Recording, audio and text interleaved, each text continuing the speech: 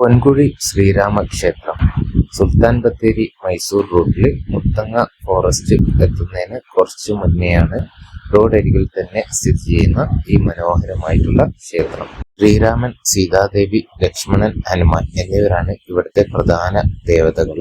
ഇതിന്റെ തൊട്ട് പിന്നിലൂടെ ഒഴുകുന്ന പൊൻകുഴി നദീതീരത്ത് പിതൃതർപ്പണത്തിന് എത്തുന്നവര് ധാരാളമാണ്. സീതാദേവിയുടെ കണ്ണുനീര് വീണ സ്ഥലത്ത് രൂപപ്പെട്ട ക്ഷേത്രമാണ് ഇതെന്നാണ് ഇതിന്റെ ഐതിഹ്യം. ഈ വീഡിയോയിൽ കാണുന്ന പോലെ തന്നെ ഈ പൊൻകുഴി നദീതീരത്ത് വളരെ ശാന്തസുന്ദരമായ സ്ഥലത്ത് സ്ഥിതി ചെയ്യുന്ന ഒരു ക്ഷേത്രമാണ് പൊൻകുഴി ശ്രീരാമ ക്ഷേത്രം.